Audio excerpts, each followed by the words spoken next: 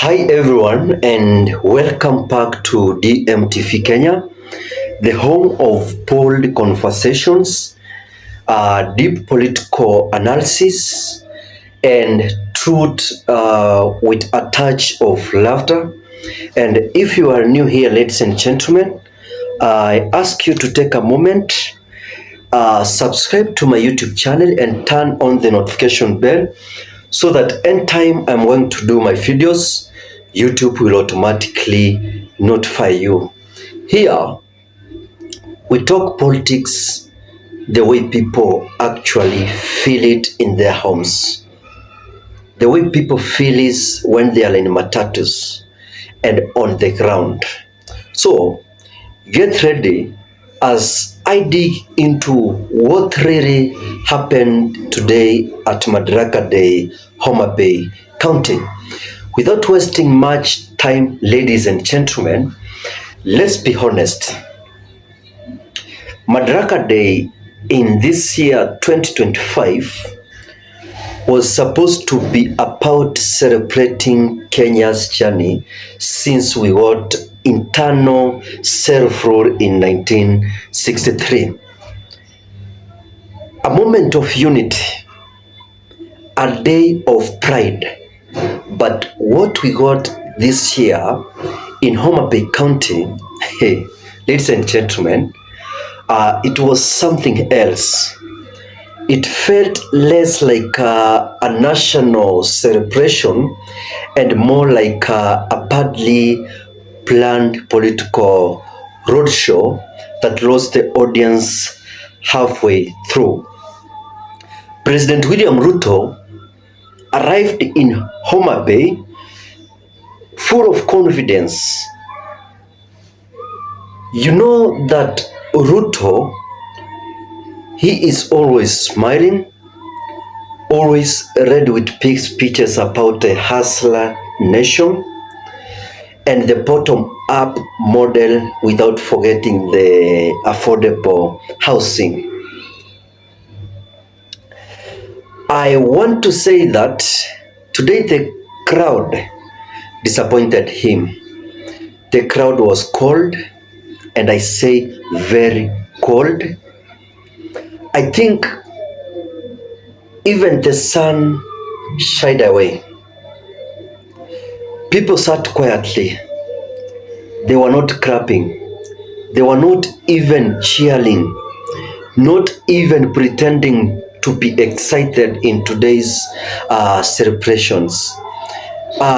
You could feel the mood, like people were waiting for a concert but got a long lecture instead. And then came the moment that made things worse. The speech itself, President Ruto spoke for nearly 1 hour. He talked about the roads, he talked about fertilizer, taxes, and young people, and also the economy. But the crowd stayed like students who didn't even read the textbook, not even a polite clap. People just looked tired in the event today. And one mama in the crowd even covered herself with a lasso and took a nap. And I'm not even joking, ladies and gentlemen. This was today events, and I'm bringing to you what happened. I'm not sugarcoating, but I'm talking what happened today, and that's why I told you that DMTV is a place where you should enjoy Kenyan politics, and don't forget to subscribe. Now, here is the real twist. President Ruto had invited a special guest, the president of Slovenia, Natasa. Maybe President Ruto thought having a foreign head of state would impress Kenyans and give the event an international shine. But the Slovenia president was not interested in a local politics. She came, she spoke for 5 minutes, and she refused to play along with the script. You know how usually foreign guests praise the host?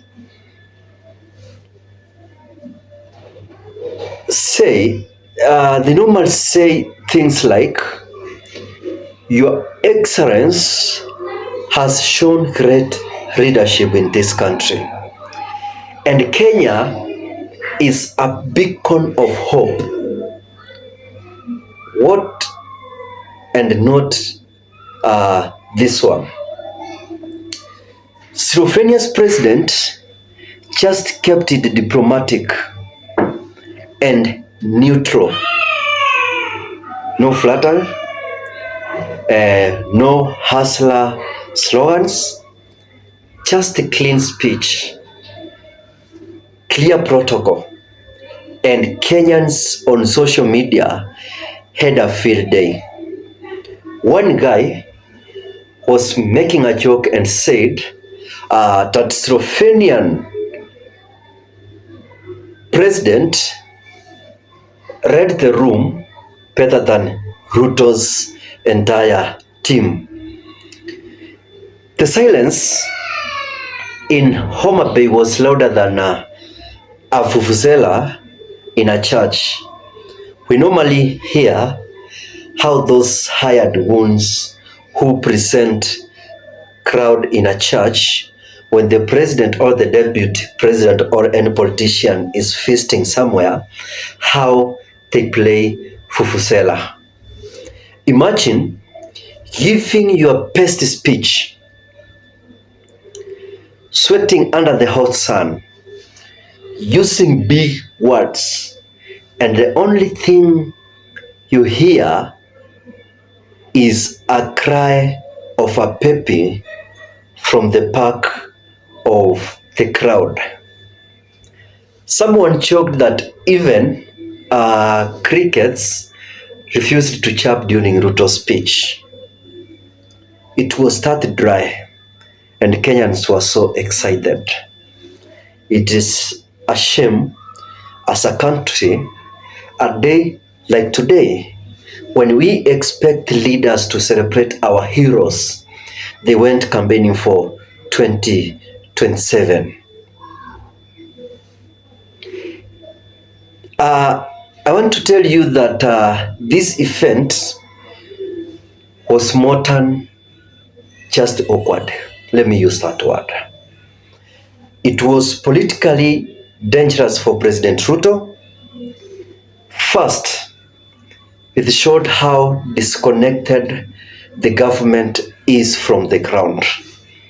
And that's why Rigathi Gachagua has come up with the party with a slogan telling the president that listen to the ground. If you can't even get applause of a national event in front of cameras with security all over, what does that say about your support in opposition areas? I want to say that the choice of Homa Bay, Raila Odinga's bedroom, and not only the bedroom, in the stadium of Raila Odinga was bold, but maybe not smart. It showed that the opposition area has not forgiven the government for the finance bill, the cost of living, and what they feel is a betrayal of promises made in 2022. People did not even cheer when the president was giving the speech, but when Raila Odinga stood, you can hear people cheering from the crowd. They just stared to the president, and that kind of silence, ladies and gentlemen, it's deadly in politics. It tells you who is watching this analysis that we are not angry. We've just moved on with life, and we are waiting 2027 to elect the leader of our choice. And for the 2027, Ruto now understands that the hustler gospel is not working everywhere. If he wants to gain real national support, he has to deliver results from now, and he has to listen to the ground, not just words. Kenyans are not looking for speeches anymore. They want action, prices to go down, jobs to go up, and fuel to be affordable. If nothing changes at this time, at this period that we are remaining with to approach to 2027 elections, this same silent treatment will become votes against President Ruto 2027. And let's not forget, ladies and gentlemen, that Raila Odinga may not even be running in 2027, but if Ruto continues like this, whoever Azimio fronts, even Kalonzo or Matiang'i, will have an easy time collecting sympathy votes from regions like Luo Nyanza, where Raila Odinga enjoys most. As I conclude this analysis, ladies and gentlemen, allow me to say that what happened in Homa was not just about politics. It was about the unit. Kenyans are tired, Kenyans are stressed up, and they're wondering where all the promises went. And on a day meant to celebrate national freedom, they saw a president trying hard to win applause instead of winning trust. And that Slovenian president, she became the unexpected hero of the day. She did not say much, but her silence spoke volumes. She did not force herself to say things she did not mean. And maybe, just maybe, our leaders can learn something from her.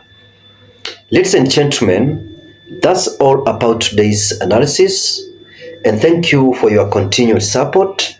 And as I said, if you're watching me from different platform, kindly go YouTube, search DMTV Kenya, subscribe and turn on the notification bell so that anytime I'm going to do my analysis, YouTube will automatically notify you.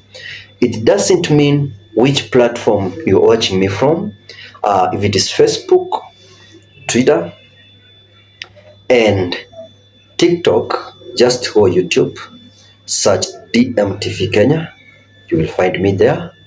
You will see a number of videos I've uploaded since I started my YouTube channel. I'm now heading to almost 2,000 and something videos, and I accept your support. Goodbye.